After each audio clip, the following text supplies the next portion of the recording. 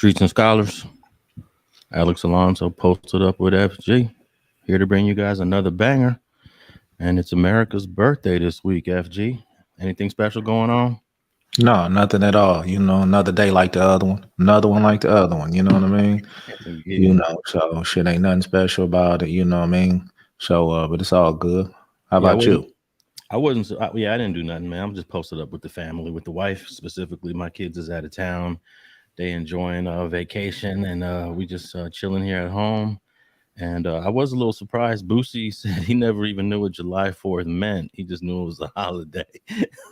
No, no doubt. There may be a whole lot of other people that's the same way. All they do is barbecue and drinks. You know what I mean? So hey, you know what it is. They Yeah, call man. it one thing, but in actuality is you know um a lot of people disagree with the holiday period. So like I say, just another day for me.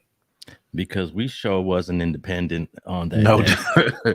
no doubt, homie. So like I say, man, some people may feel one way about it, but in reality, for us, man, wasn't nothing independent about us. You know what I mean? So Yeah, but how it is. You give people a chance to get off work and eat and drink, they'll take that. yeah. I think it was at least another 100 years, almost another 100 years before they emancipated the slaves, and even that wasn't. We still wasn't really free after that. So Right, damn right we wasn't, but you know. hey, we got to come up with our own a holiday for non-white folks. I don't even know if we free now. No, no doubt, or start celebrating the Juneteenth more, you know what I mean? Really get into it, but at the same time, they not even recognizing, even though they labeled it as a federal holiday, jobs and stuff like that, not recognizing it. They like, just like it's another day for them, but it's supposed to be a federal holiday. Well, I don't believe we're free when our sisters have to get on stage and twerk and shake that ass to make some money. I know some people find it entertaining, but that leads me to the first topic, man. And India Irie tried to keep it real. I don't know if she's gonna get some backlash, but she criticized Janelle Monet and Megan the Stallion for just being freaky up on the stage, man. I'm a little sensitive to it. I don't think you are so much. What's your whole position on that? Well, see, my whole take on it was I had to go back and look at or do my due diligence on what the Essence Festival is really about. You know what I mean? I didn't find nothing offensive to it, but what I do find offensive is places to do stuff and is places not to do stuff. So at the moment when I saw it, I couldn't determine if the Essence Festival was a place to do it or not, because I didn't really know the Essence history on what their values was or what their core values was or what they believed in and what actually showed. Come to find out, it's supposed to be, a black excellence. You know what I mean? But at the same time, you have to understand that, the people that's 50 and 60 and 45 now, we do shit different from the people that's 25. And even though we at my age, like to criticize the young people for doing what they do all the way around, Alice, they just not gonna do shit like we did it or how we expect them to do it. You know what I mean? So with me saying all that is, you know, um, definitely can't knock Janelle Monet. She just was based. She wasn't twerking. She was just, aiding the bed and, clapping and, but at the same time, man, the crowd you do have a crowd of people that want to see that shit. So, I mean, I can't sit here and denounce her or say, she did something wrong. But at the same time, I do believe that it is a time and place for everything. Well, I understand Megan the Stallion's pretty much whole career is based and built off of her being very sexual and showing that freak side. Now, Janelle Monet, I've been following this chick for over a decade, and she used to be very reserved. No But doubt. No doubt.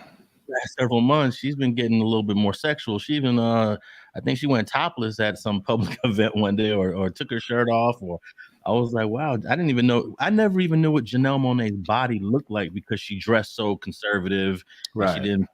But yeah, she's. I think she's going the route like, hey, this is probably better for my career. No, no doubt. Listen, Alex. At the end of the day, man, these people trying to sell records.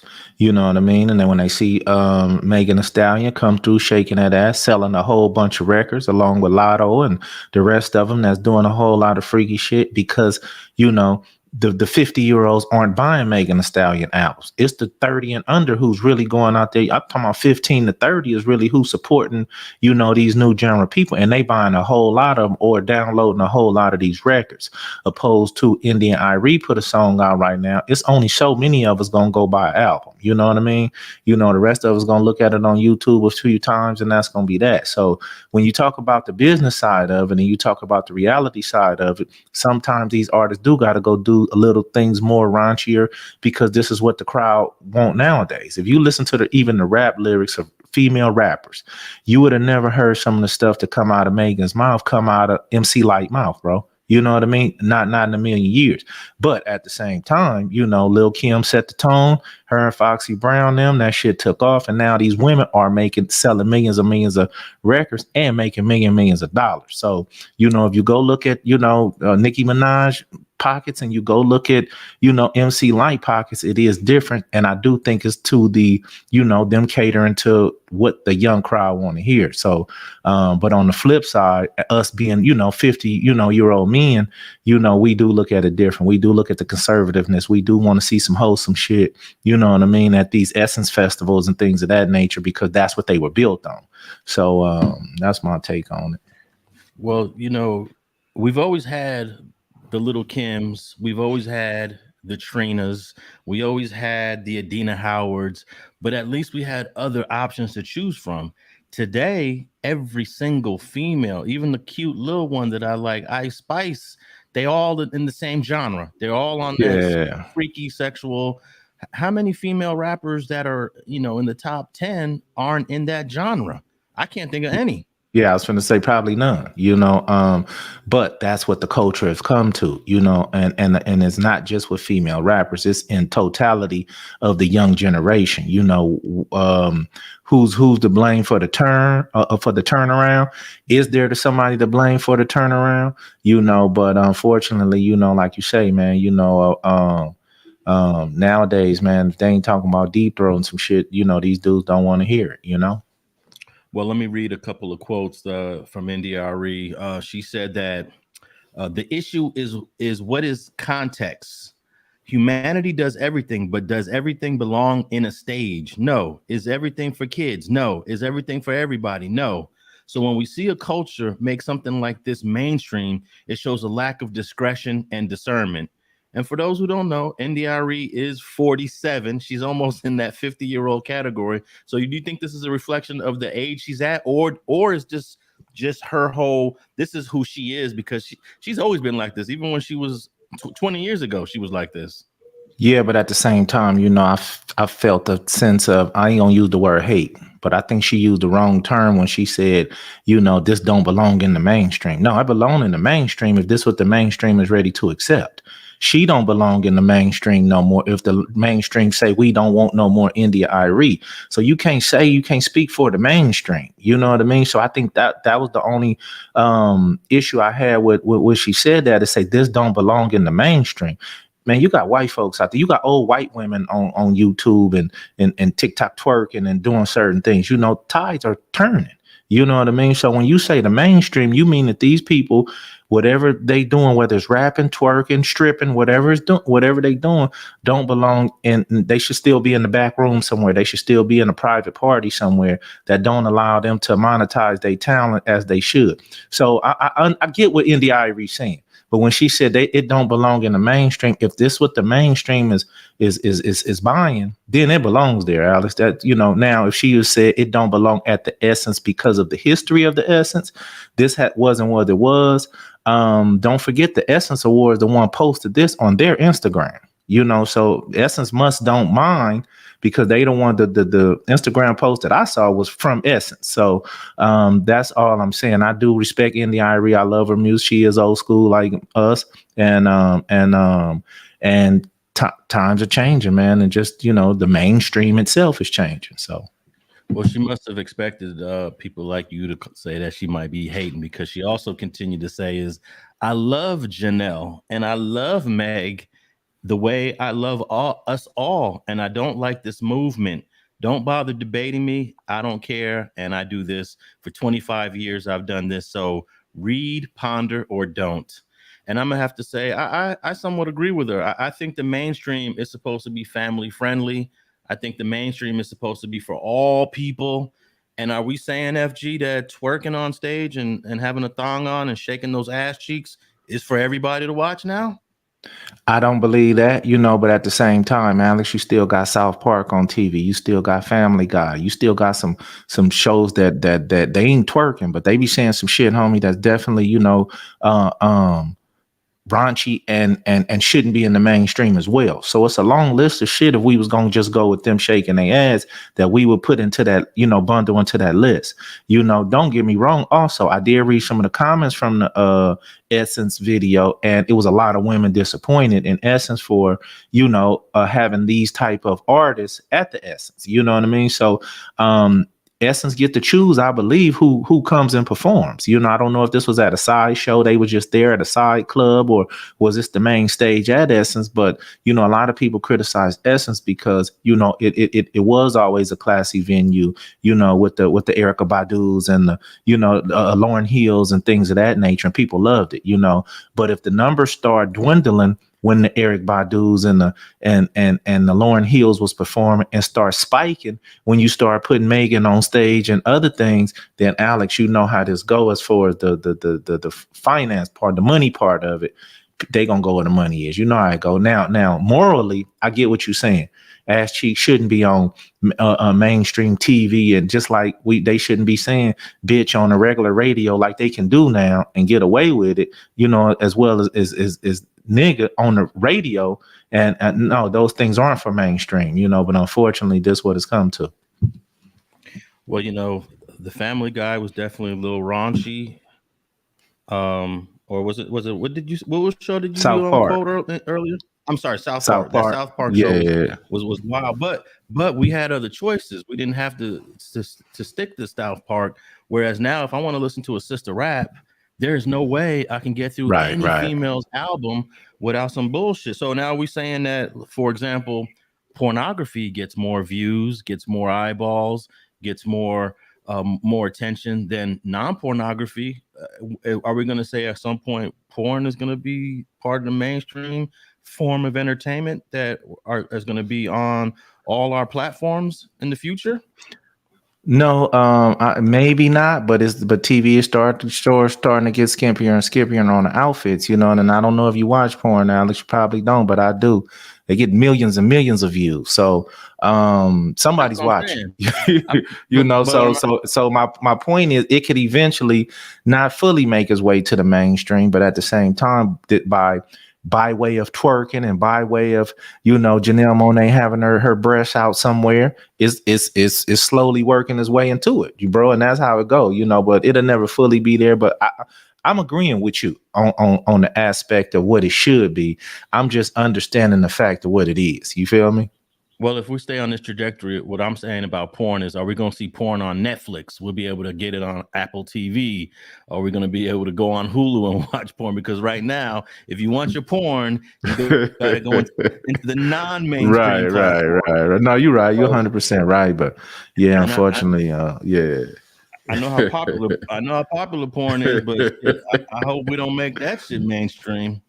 Because if I'm getting porn on my Netflix, I'm gonna unsubscribe from right. No, I got you.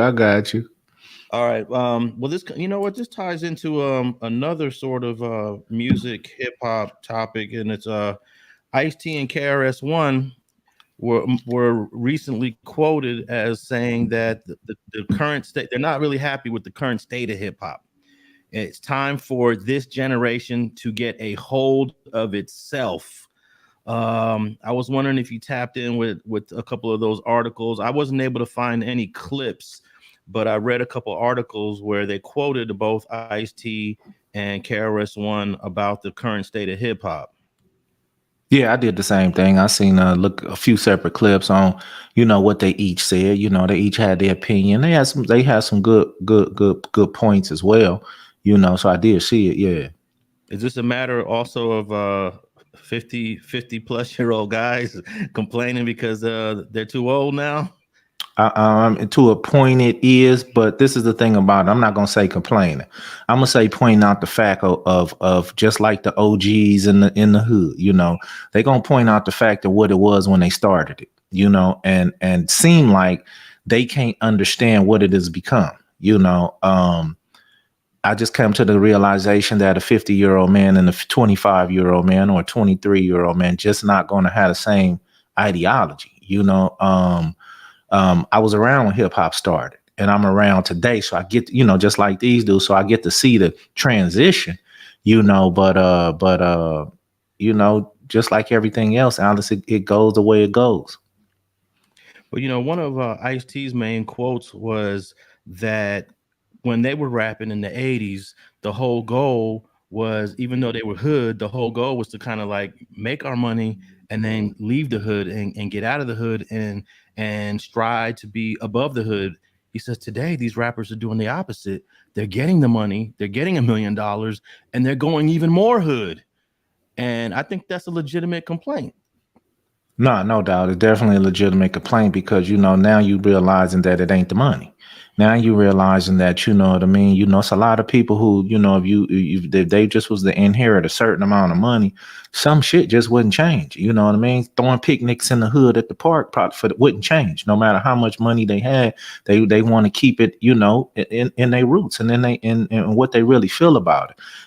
I sometimes feel, that when a person gets a certain amount of money, and they leave and just never come back or never help out a brother that's from where they came from or things of that nature.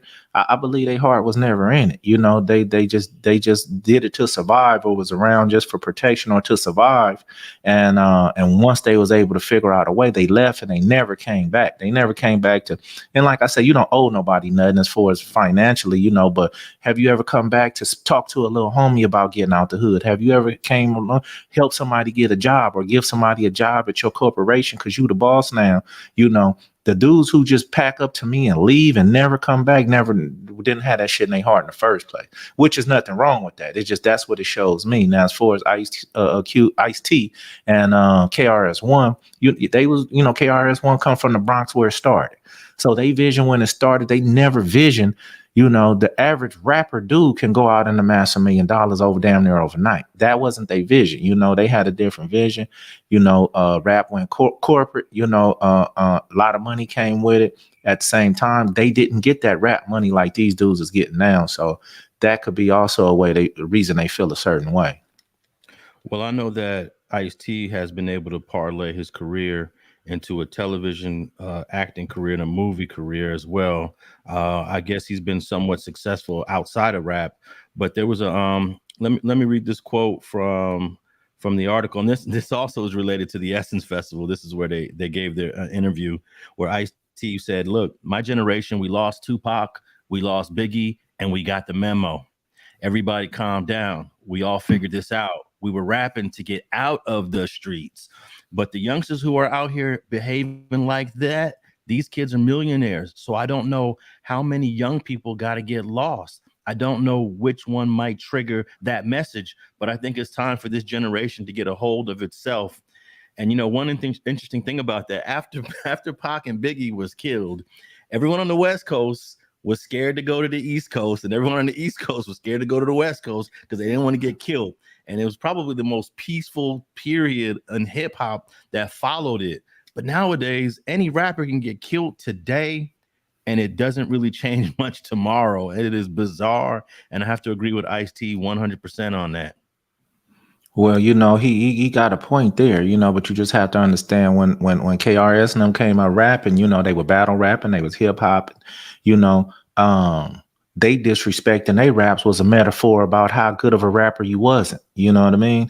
Nowadays, little dudes are literally talking about, murdering the ops. You know what I mean? And so it's just become so different. It allowed, gang banging on wax, to translate into real life, and a lot of these dudes who come up in today's era come up with a mind state. KRS-One and then they was the originator, so they had their own mind state about where it was, now getting, poverty and things of that nature. Now these dudes out here nowadays, they just want to shine, they just want to floss because of that mainstream puts that out there that that's the cool thing to do, drive a Bentley, have a Rolex, this is what they desire. You know what I mean? Only few of them desire to go buy up some property and lock down some apartment units and do certain things with their money, because of the mindset that they have, that balling and being in the limelight to them is more important than, having a savings, Yeah, it seems like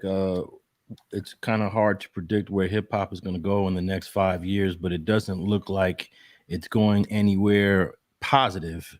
It's going to take something significant. I mean, when Tupac and Biggie got killed 6 months apart from each other, I saw a major change in the way that people respected each other from the East Coast to the West Coast. I remember Snoop Dogg was reaching out to the East Coast, and rappers from the East Coast like Mobb Deep and Nas was reaching out to the West Coast and just trying to just take this culture to the next level peacefully.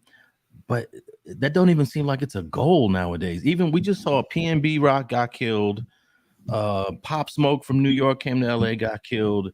It doesn't seem to trigger any sort of movement into another direction. I feel like hip hop has no leadership. No, I agree with you 100%. But at the same time, Alex, we have to understand that we could in a generation right now where ain't no leaders, or let me back up. You have leaders, it ain't no followers. You know what I mean? Because everybody in their mind is a boss now. Everybody in their mind is a general now. Everybody in their mind don't understand the pecking order, you know what I mean? Because they didn't grow up in a structure. You know what I mean? And when I say the structure, when you grew up in the Bronx, homie, it was a structure in the Bronx. It was a structure in Philly. You know what I mean? It was a structure in Compton, LA, Watts, Linwood, Long Beach. It was a structure. And the structure was that when you mess up in the hood, you was going to have to answer that because we can come knock on your mama door and tell you to meet us around at the park. You know what I mean? So it was the same way coming up with rappers. You in the Bronx and you in the crew and you say something disrespectful to somebody from another a borough or something. The homies in the Bronx finna come holler at you because they could just come right to your projects and get at you. Nowadays, Alex, with these rappers, along with these gang members, they how can I say they can do it from their basement. You know what I mean? They not in the street actually battle rapping. They in their basement making diss songs. They from a gang that they can't name 4 or 5 streets from. That allows them to be disrespectful. That allows them to not have to answer to the pecking order, answer to the big homies, or answer to the structure. So that's why it is how it is today. Do I believe that the murder rap is going to die out? I do. I believe conscious rap is going to come back at some point, man, to where, the murder rap, just like a whole lot of, gangster rap, it died out. The South came and got it. The West Coast had it. The South came and got it. The East had it. The Midwest, I believe it's going to come a point to where conscious rap is going to come back, man, and start making dudes really, start focusing on black, and I don't know what it's going to take, but I do believe that that structure going to come around. Do you think Kendrick Lamar and J. Cole could bring people together and say, man, this is not the trajectory that we supposed to have hip hop on? Are they too young? Can an Ice-T and a KRS-One bring a lot of the younger generation together, or are they too old? Like what is the path to move this culture in the right direction? Well, I mean, you got to look at it right now from even, you talking about entertainers. You talking about, Ice-T, don't get me wrong. He was originally from the streets, along with KRS-One, originally from the Bronx, but they are so far removed from it. You know what I mean? So you even break it down when you go Kendrick Lamar. Let me tell you, man, I never hear a Kendrick Lamar song on the radio ever. You know what I mean? I don't even know where to go get Kendrick Lamar music. I don't even hear when it come out to go try to listen to a song. That's how moved away he is from like the media that the media, they gonna put out Polo G and Nipsey and the negative shit, because don't forget, white society is pushing that as well, Alex. It's an agenda, for the gangster shit to get pushed like it do, and the Kendrick Lamar don't. Now, when you go to the Grammys, that's when you're going to see Kendrick Lamar, because he done said some shit that went over everybody's head and nobody even was able to listen to because it was positive. Now, on the flip side, let's take me and you. I mean, Alex, we actually actively be in the streets. We be at picnics, we be at functions, where OG homies at, where little homies there, we get a chance to really talk to the young homies and to the older dudes. And as you can see, it's a disconnect because the older homies see things in the way they saw things. The new homies are saying, well, nah, homie, these dudes is coming over here shooting at us every day. What we supposed to do? Hold up white flags or talk peace when we getting shot? So it's a difference in ideology. It's going to have to be some kind of something that comes along and grasp the mind of the young dudes, the young people, to try to change their mindset on, black is black, or you know what I mean, the violence need to be stopped in some kind of way.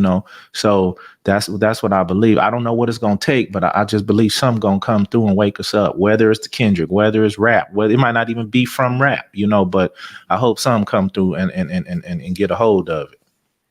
Yeah, you mentioned the Grammys. A lot of the times when they do the Grammys and you hear all the artists that are presented, half the time you're like, man, I never even heard of this dude. In fact, there's a dude that won a Grammy over Chris Brown, and Chris Brown went to Twitter saying, how did I lose this Grammy to this dude I ain't never heard of? But it turned out the dude was talented, the dude was skillful, and maybe they're promoting a lot of the raunchy stuff, and all of the skillful, talented artists like the Kendricks and like the guy that Chris Brown lost to. I don't even know the guy's name that Chris Brown lost to, but maybe they sticking them in the back somewhere so we don't get to see their hear their music and start thinking differently about these artists who are, I don't know, conscious artists, we'll say. Right. Rather, are they pushing these other artists on us? Are they forcing this on us? Is that what it is? Is there a conspiracy to say we're gonna take all this I don't know, this very devilish demonic music and we're gonna put it front and center, and all that other good shit we're just gonna put it in the back, and they're gonna have to find it on their own? Hey, haven't they been doing that for hundreds of years, Alex? Like you say, they gonna put it on put it in the book. They're gonna put it in the back. They're gonna put it in the hell. Yeah, it's a conspiracy, and they're gonna push this mainstream, and they're gonna push this bullshit. Well, I ain't gonna even call it bullshit because I listen to it too. We gonna call it the drill music. You know what I mean? The drill music. They gonna push it, Alex. They gonna make these young gangbangers millionaires because they know what young gangbangers do with money. They're gonna buy guns from the hood. They're gonna, the gang problem gonna turn up because of the money. If you go back, because I come from the 80s, bro, you know what I mean? Well, everybody was broke. It was only a few dudes with money. Before the guns and pistols, when dude wasn't no ARs out there, wasn't no before the 9mm was on the street, when dudes had 32s and 38s and only one or two homies had them. You know what I mean? The rest of you was fighting. You know what I mean? Getting bottles and sticks and knives. Wasn't nobody just, I remember those days. You know what I mean? So at the end of the day, basically, without the money, it was more love. It was more, when that money came, the hatred came, the more people able to fund street wars. And these people know that. So at the same time, man, they're going to get a right or the wrong person, they're going to get a wrong person for them a bunch of money and know what they're going to do with it. So yeah, they pushing the conscious shit to the back.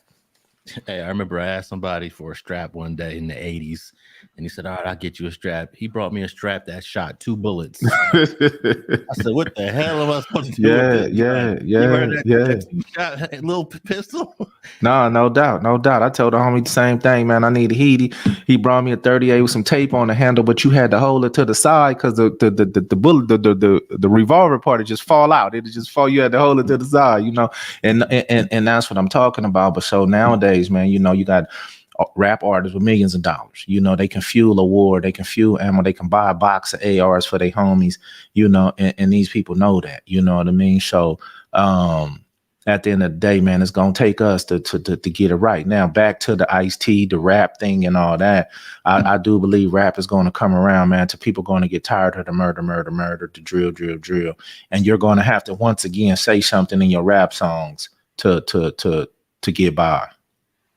Yeah, man, it's hard for me to really vibe with any of the current rappers, but I like J-Rock.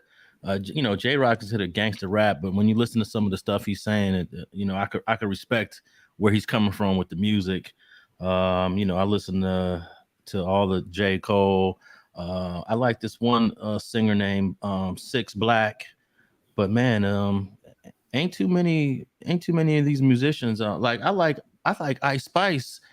But now she seems like she's going the Nicki Minaj, the Megan Thee Stallion route. She's going full throttle on it. So I was a little disappointed when I seen her. She wants some money, Alex. She wants some money, man. And she know, what I mean? She Hey, don't hey, even need to man. do that. Yeah, I feel you, but you know they want that bread, man. You know, and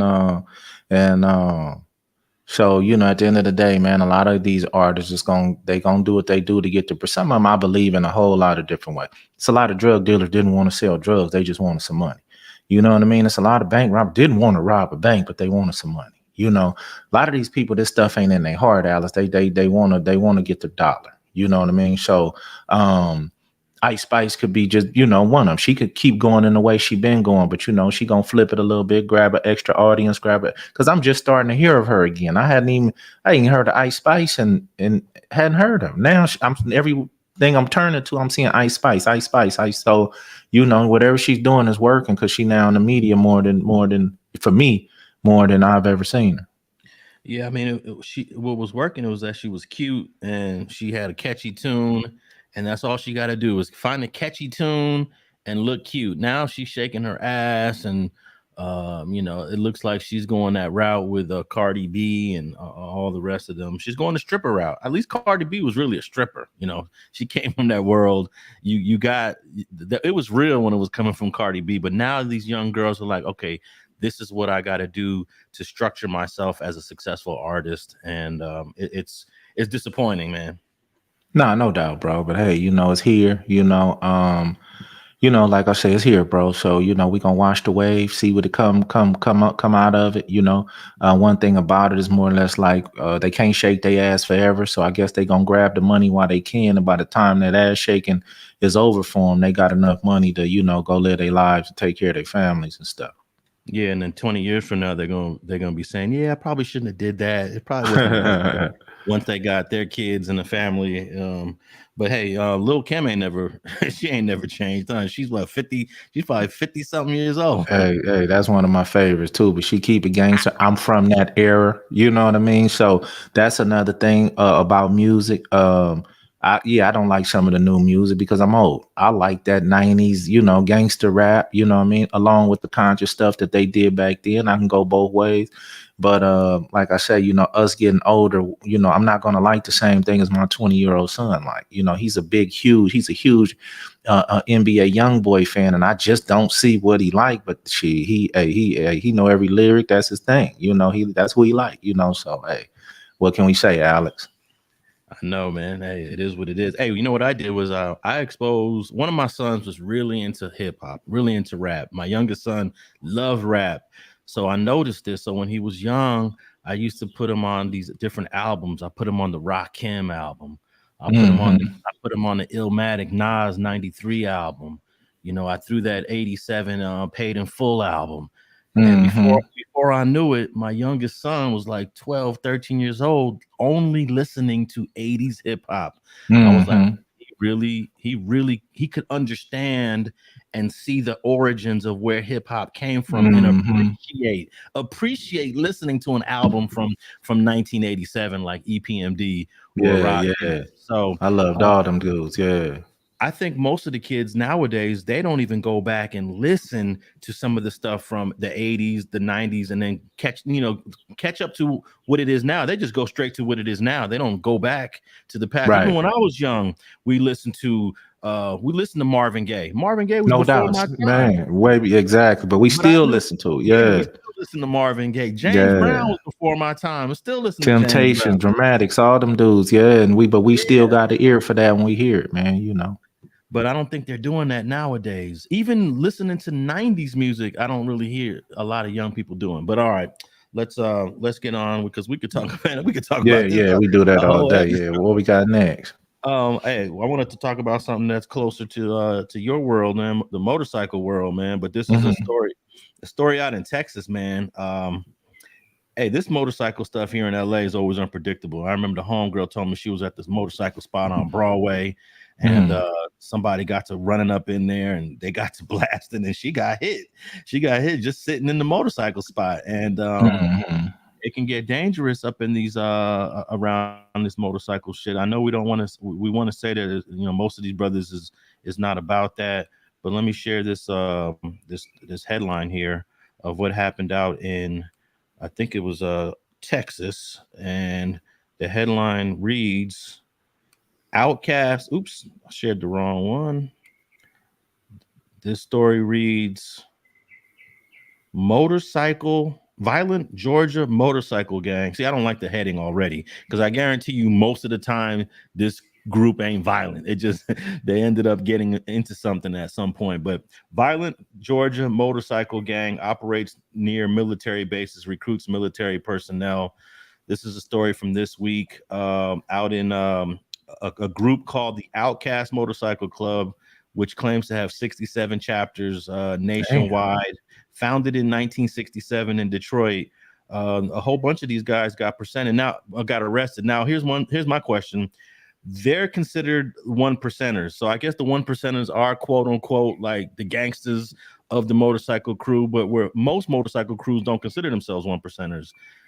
Right, that's basically what it is. 99% of when they go to 1%ers, 99% are law abiding, going by the motorcycle association rules. The 1%ers is the ones who they not going by none of those rules. They're gonna do what they're gonna do. Okay, so that's this group here, the Outcast motorcycle crew. They're considered 1%ers. So I guess this would not be unusual from a 1%er motorcycle crew. Well, not at all, but just the difference with these guys are, when you talk about LA, you talk about a lot of ex-gang members and a lot of ex-drug dealers and things of that nature. Not all, but that's what you think of. These dudes were ex-military, and so they had I read this article or read another article on it. They actually showed some of the guys who were involved in this club right here. You had ex-sergeants, a lot of military dudes a lot of dudes been over to Iraq and Afghanistan. A lot of dudes that had, tactical awareness, within the military that's in this club, that this particular one in Georgia. So I didn't know that they were 1%ers, but at the same time, man, now the stories are starting to add up by what's going on with these dudes. Yeah, I got a clip here I want to play because apparently a bunch of these guys got arrested out in Georgia. And there was a shooting, and it was pretty serious. Here's the clip. And 51-year-old Jermaine Farrell. Good evening, everyone. I'm Jenny Montgomery. I'm Brad Means. Thanks for joining us as coverage you can count on begins with 2 people dead and a dozen facing charges after a shooting in Augusta.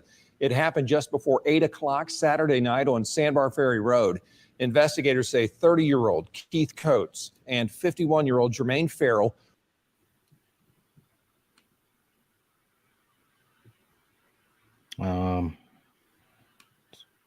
Star got a glitch in the clip, but basically there was a shootout in Augusta, Georgia, that's connected to this same motorcycle crew, and the police done arrested a whole bunch of these dudes. And my question is, it's sometimes the non-1%ers, at least here in LA, I've heard it a few times, they get into it as well. And I don't know if it's motorcycle crew versus motorcycle crew, or it's just one guy against another guy in a personal dispute, sort of like the gang world. Sometimes it's we want to avoid the set tripping because it's between 2 dudes, but then sometimes the set tripping is inevitable. It's going to turn out to be gang A versus gang B. Is it similar in this motorcycle world? No doubt. You got to really understand that a lot of the guys that's in the motorcycle world are, like I say, from the street. Not all, but a lot. You know what I mean? So a lot of the dudes that, like myself, then got mature enough to, like you said, you ain't out gang banging or nothing like that. Certain parks you ain't trying to be at night, or certain functions where gang members frequent, you not trying to be there. You know what I mean? So, the ideology was like more or less like if you could afford a Harley Davidson or, a nice bike, then you was mature enough. You had responsibilities that when you ride in a motorcycle clique or hook up with a motorcycle club, that it's on some mature shit. Unfortunately, like I had to tell a young cat, recently, at a motorcycle club, because he referred to, me and a couple dudes as some old cats, I had to remind him that, you know what I mean? I asked him a question. I said, man, when was the murder rate at an all-time high in Compton? He was like, that would be the, early 90s. You know what I mean? I said, that's when I came up. That's when we came up. You know what I mean? That was our era. So don't forget who you talking to, bro. It ain't like dudes forgot how to fight or forgot how to be rowdy. That ain't what we choose to do. Unfortunately, though, you have a mixture of so many gang members out on the set. Sometimes you run into a dude that, killed one of your homies or something, and you just can't accept it. And that's when the bullshit start. Or, a lot of the times it's over these females, dudes fucking with the same female, dudes don't know how to hold their feelings, you know what I mean? Because, a female messing with 2 or 3 dudes. So and a mixture of alcohol, which that triggers the effect anywhere, but for the most part, the bike set tried to be the lowrider set. They tried to be a mature audience with a mixture of all kind of gang members and things of that nature who matured enough to not be tripping off gang stuff. But at the same time, on the flip side, some of these motorcycle groups do get into it with other motorcycle groups, and it causes a beef within 2 clubs and shit. That's like gangbanging. Yeah, definitely. Let me see if I could play the rest of this clip here to get the rest of the story. Here we go. Brad, Jenny, the sheriff pointed out, of those 12 people who were arrested, those suspects, only one person is local. Last weekend was a major weekend for Augusta with 2 events happening in the city. But he says they had no way of knowing that the shooters were crossing the state line to do harm. We didn't know that trouble was coming to our city. We didn't know trouble was already in our city. A big weekend in Augusta. From the Augusta Air Show's 20-year return to the music event of the year, Mayfest. Both events a success, but not long after, the sheriff's office was responding to a mass shooting in East Augusta on Sandbar Ferry Road and East Boundary. It's right where the Outcast Motorcycle Club is located. That beef, he says, started in another state and played out during the Outcast cookout. It is our belief that this incident stemmed from an incident that recently occurred in Florida involving the Outcast, and the Thug Riders came to Augusta in retaliation to that incident. The sheriff's office arrested and charged 12 people with murder and aggravated assault.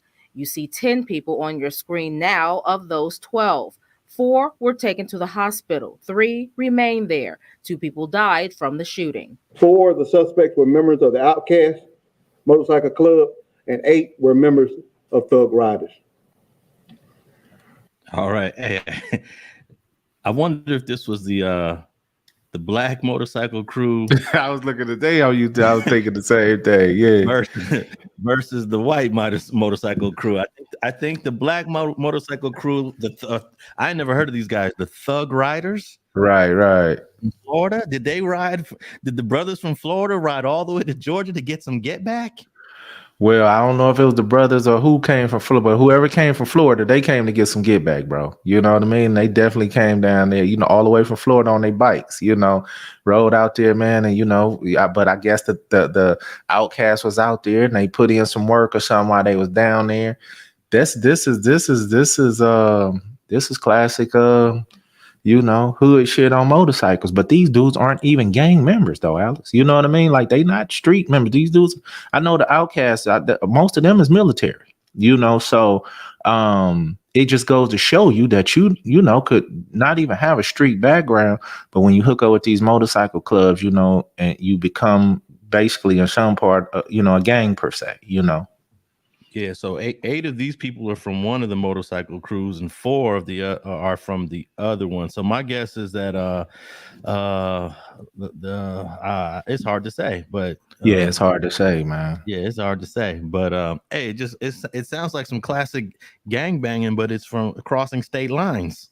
Yeah, but that's gonna bring another set of charges. You know what I mean? That cross state line, or if they feel that Outkast went down there and did some across state lines, that's gonna be an extra charge. If I'm not believing, they got these dudes on a lot of counts. You know what I mean? Each person got 14, 13 counts of something. So some gonna stick. You know what I mean?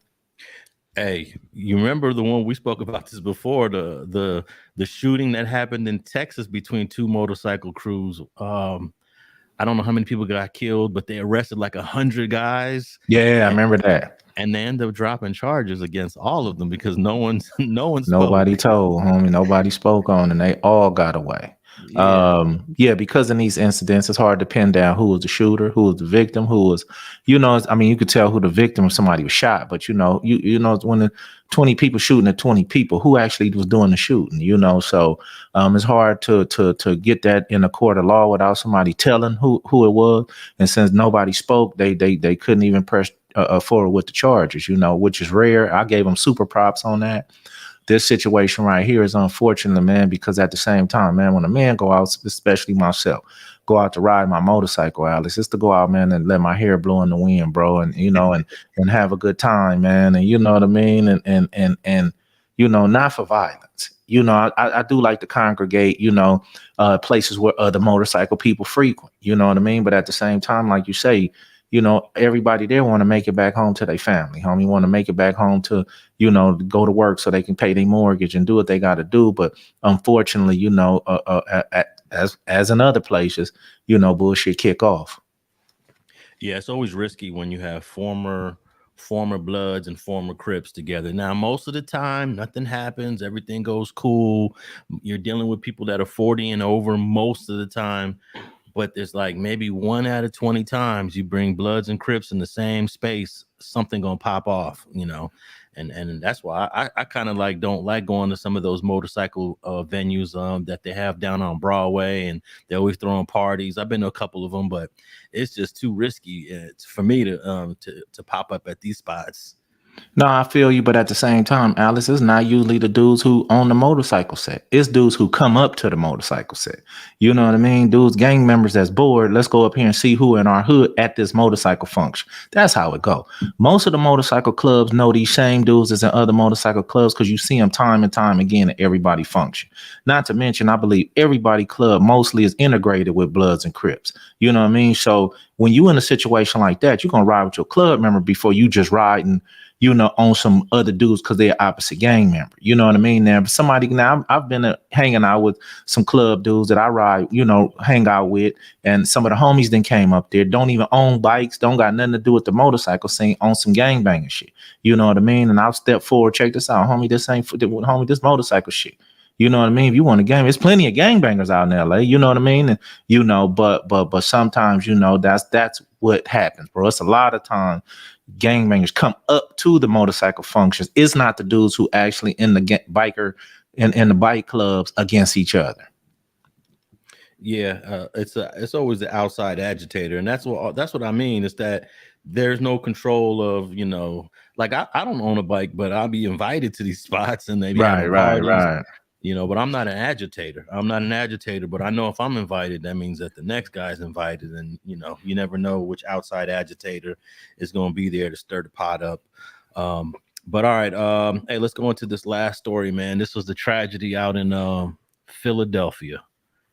And, as long as we got guns in America, as long as we got that Second Amendment, as long as there's nothing to stop someone with a mental case to buy a gun. The only thing that can stop you to buy a gun is a felony conviction. But if you're crazy in the freaking head and everybody knows it, you can pull up to pretty much any gun shop and buy a gun. But they won't sell you a gun, FG. But they'll sell this dude. I don't know if this guy went and bought a gun, but I'm assuming he's not a convicted felon. But they'll sell Kimbrady Carricker. What kind of damn name is that in the first place? Kimbrady. They'll sell Kimbrady a gun so he can go in the streets of Philadelphia and gun down 5 people, but they won't let FG go buy a gun legally because he got caught up in the ridiculous, stupid drug transaction back in 2004. I know that ain't your only one, but I'm just referring to that one, that you got a felony conviction. They won't let you get a gun. I believe that we need to give ex-felons, if they've been clean for 15 years, they should be able to get their gun rights back. But that's a whole nother topic. Right. But they let this brother buy a gun, man, and he went and killed I think 5 people. Yeah, he definitely did. Including a 2-year-old and a 13-year-old, bro. You know what I mean? And that's where, I ain't taking, murder innocent people, man, is as tragic as it is, man. But when you get to talking about them kids, man, I get a little, upset about that, man. You know what I mean? You knock down a 2-year-old, bro. You knock down a 13-year-old kid, homie, who haven't even got a chance to understand life yet, you know? And I'm not taking nothing from the street aspects as far as lowrider clubs and motorcycle things. I know in certain shootings that people be grown, people do be ex-members, you know, but when you get to just talking about people jumping out in innocent places, you know, and gunning down innocent people, man, you know, this shit is tragic, man. This shit is tragic, you know, and the cold part about it is, you know, now they want to talk about the mental aspect of this guy, but there wasn't no mental aspect when he was able to go buy these guns. His family knew that he was getting a little crazier and crazier by the day. Nobody jumped in, Alex, and gave no warning, you know, and unfortunately, man, this dude went out in the streets and just started knocking some things down, and they were able to arrest him, you know, after he didn't kill 5 people, you know, they was able to arrest him, you know, but yeah, it was an unfortunate event over there, man. All right, let me play this short clip from the local Philadelphia news there. Here we go.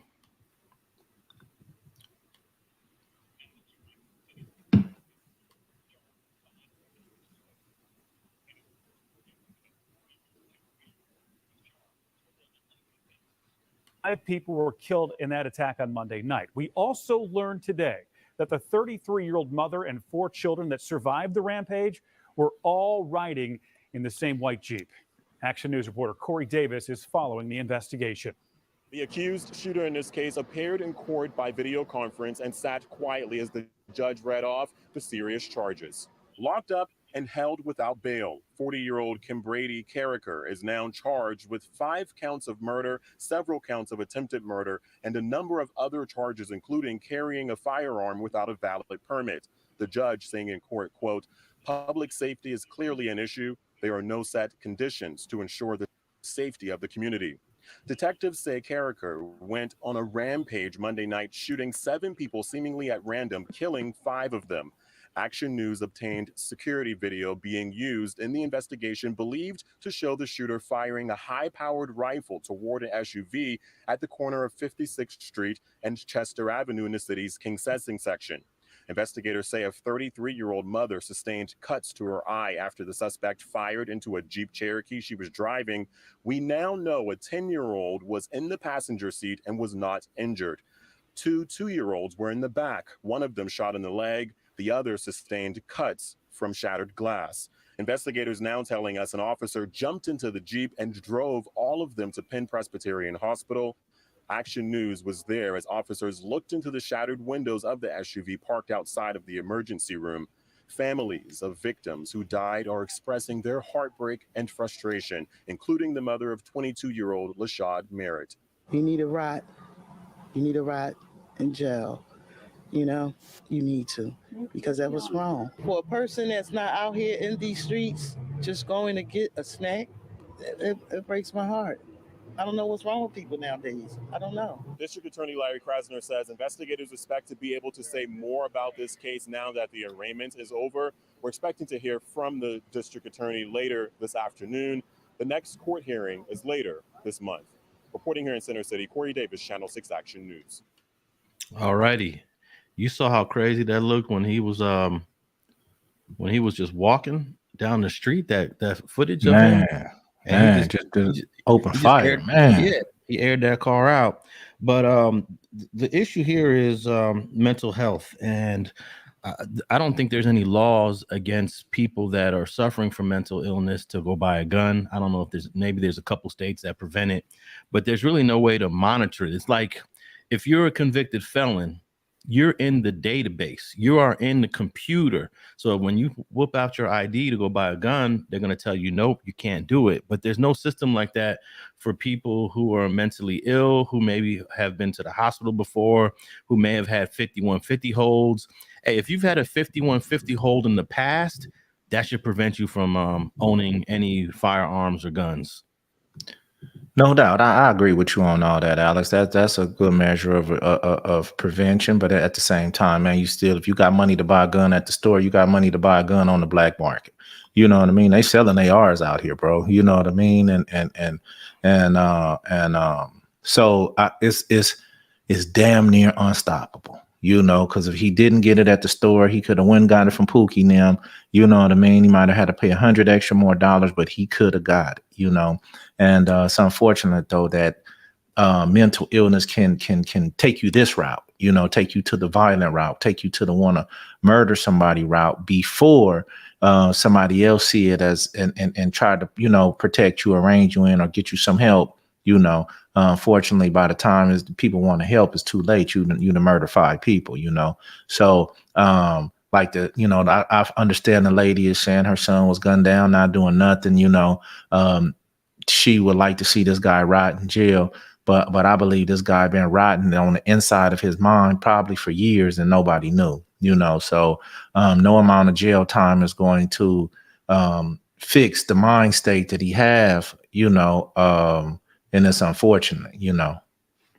Well, I think anybody that knew this dude, and I just found this photo of him, just from the looks of this photograph, it looks like that this guy may have been struggling with his sexuality. This is a photo of the dude, Kimbrady Carricker. Now, I don't know what kind of name Kimbrady is. That might be a name that he started using, but it looks like he was, I don't know, struggling. Is this him? Yeah, this is a picture that they found of him, and I found a few pictures of this guy. And I'll post this on the Instagram page for all of our listeners that are listening to us on Spotify, iHeart, and all the other podcast platforms. Just go to the Street and Scholars Instagram, and you will see this photo of Kimbrady Carricker, the alleged gun person. I don't know. Yeah, that's what I was saying, gun person, because I'm a little confused a little bit. Yeah. Hey, we're gonna have to. Hey, you know, we can't even say these terms anymore, like gunman, or you know, he's not a gunman. Yeah, you gotta say gun person. You know what I mean? Because I'm not sure from this picture. I'm, you know,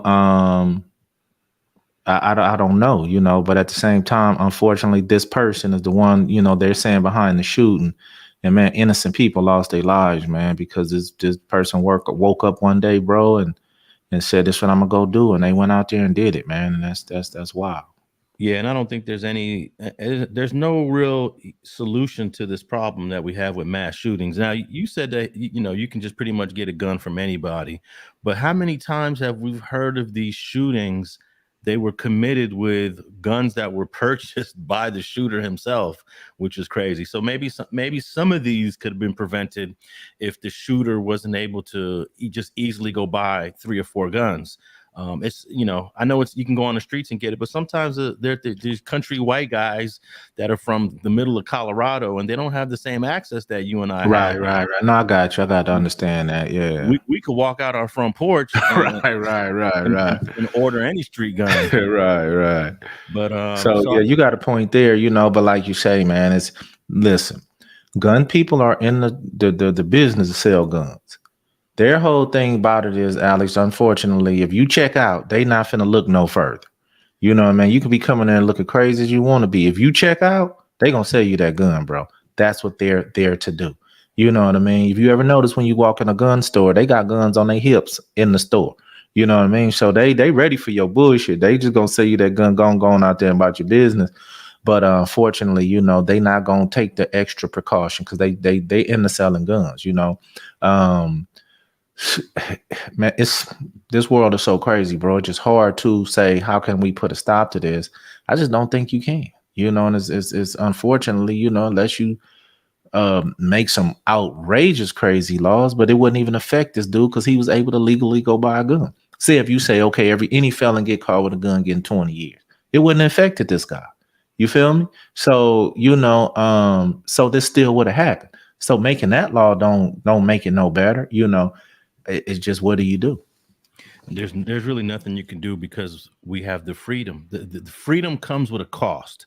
So we got the freedom to buy guns. We got the freedom to have guns. We want all this freedom with very little restrictions. Okay, that's fine. But every once in a while, we're going to have somebody, you know, run through the streets of your favorite town and kill a few people. Like we talked about the one that happened in Buffalo, where the white dude went to a black community, found him a black supermarket, and killed 10 black people in the matter of like what 2-3 minutes when he ran up in that supermarket.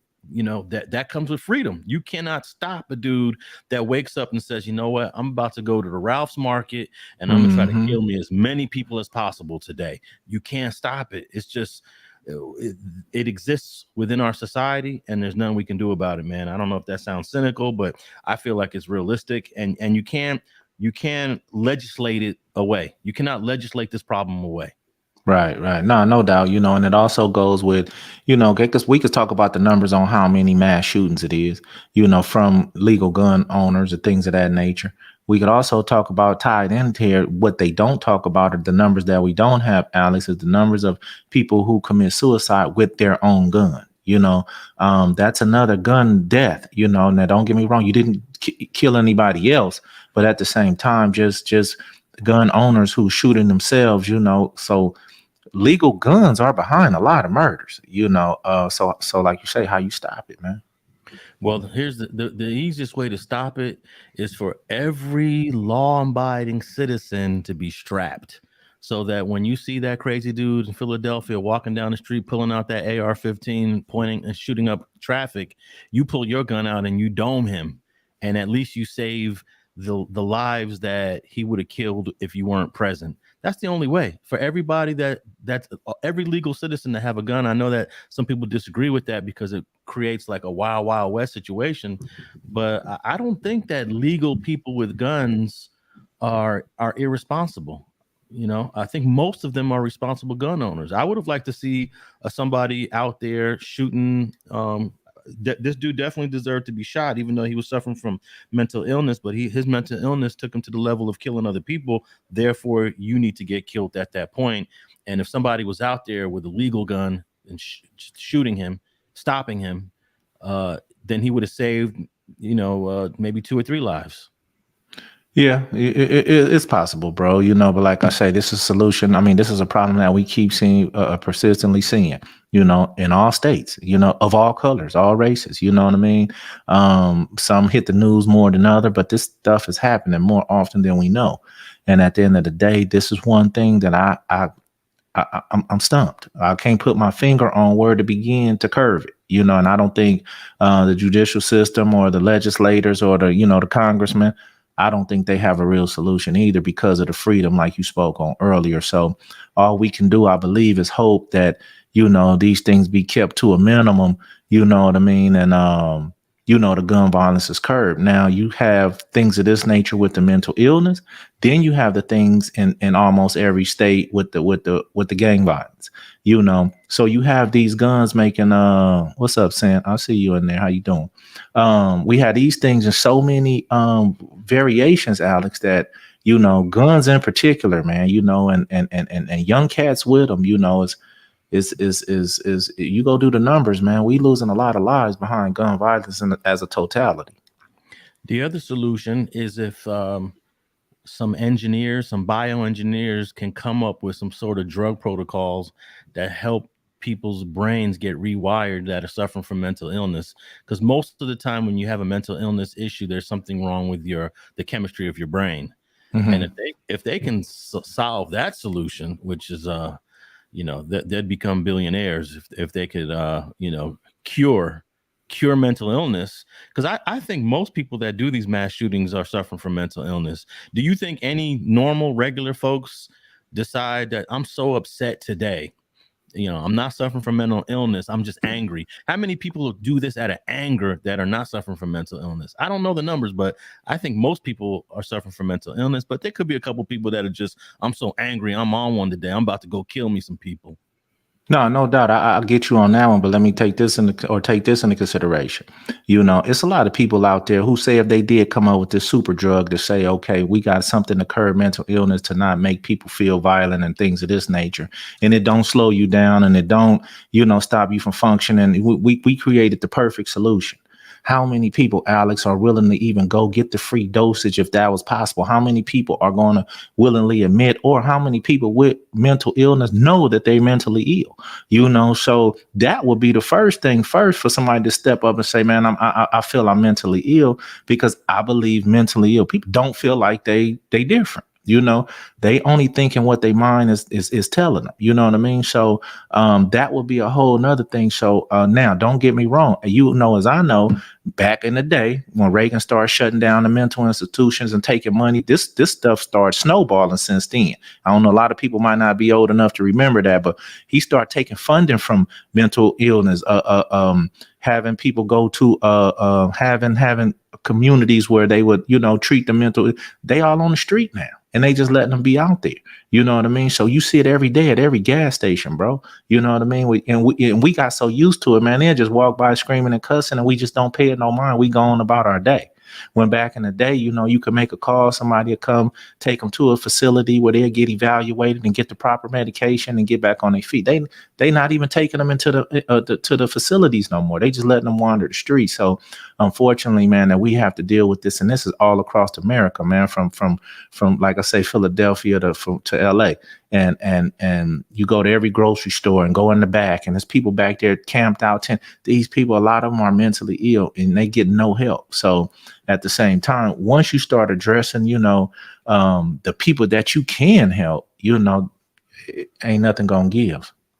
And then also there's a whole lot of mentally ill people that are nonviolent.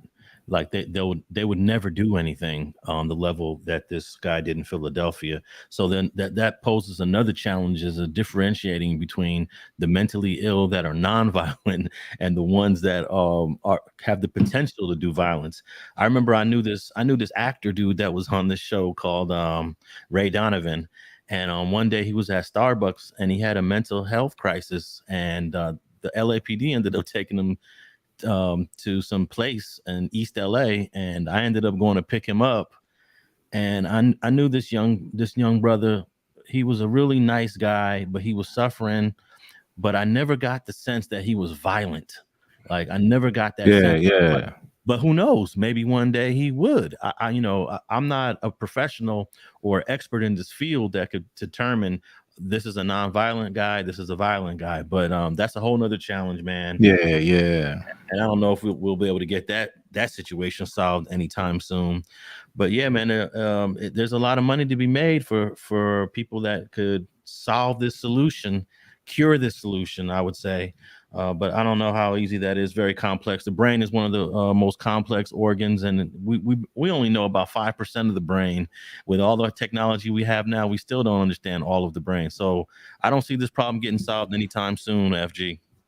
No doubt, you know, but just while we on the subject, and for the listeners that we got out there, man, listen, man, if you got family members, you got kids, you got nephews, you got brothers that you feel is having some kind of mental issues, mental illness issues, bro, talk to them. You know, I know it's not a comfortable talk. You know what I mean? But talk to them, man. See if you can get them to get evaluated. See if you can get them to get some help. You know what I mean? I've been in a situation before with friends and family. You know what I mean? And I just happen to be, I've always been, vocal, but everybody is not. You know what I mean? And sometimes it's a hard issue to talk about, Alex.